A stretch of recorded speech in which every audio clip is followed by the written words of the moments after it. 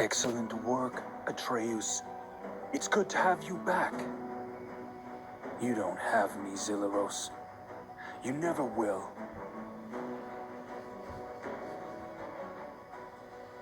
Have it translated, melted down, sent direct to me. Xeric has held my crown long enough.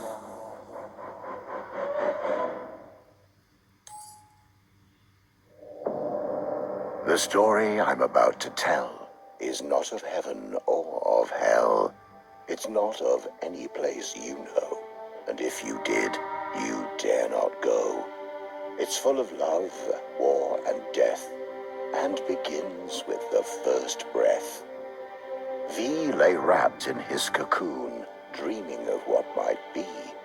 An eternal slumber, an infinite loneliness with nothing for him to see.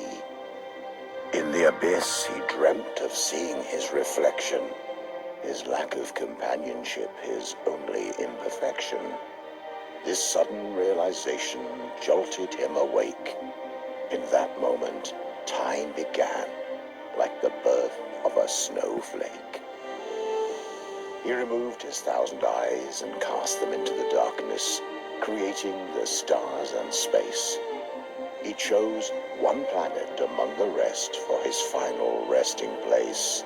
He called it Inamorta, the first word ever spoken.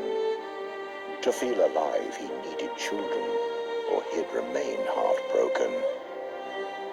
He knew not of pain or suffering, only the need for a son and daughter. From his body, in his likeness, he created the elements, earth and water. For 1,000,000 years, these two elements would populate the world.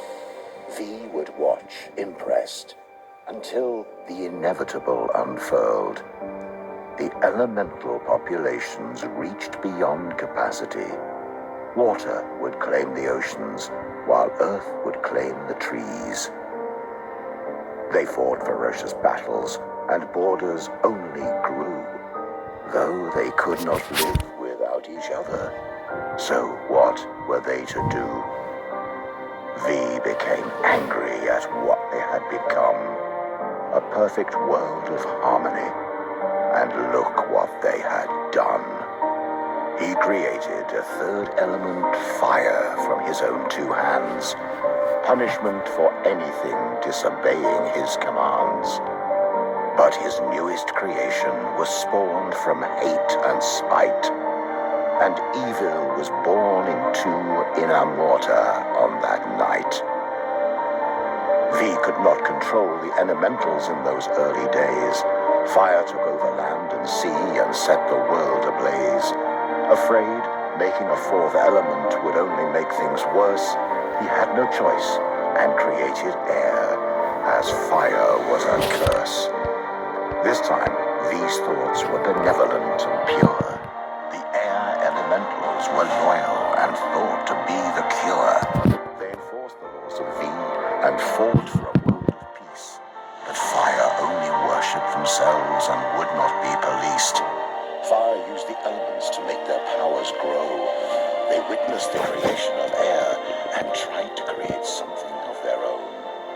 They wanted to be gods like V, but their only magic was hate.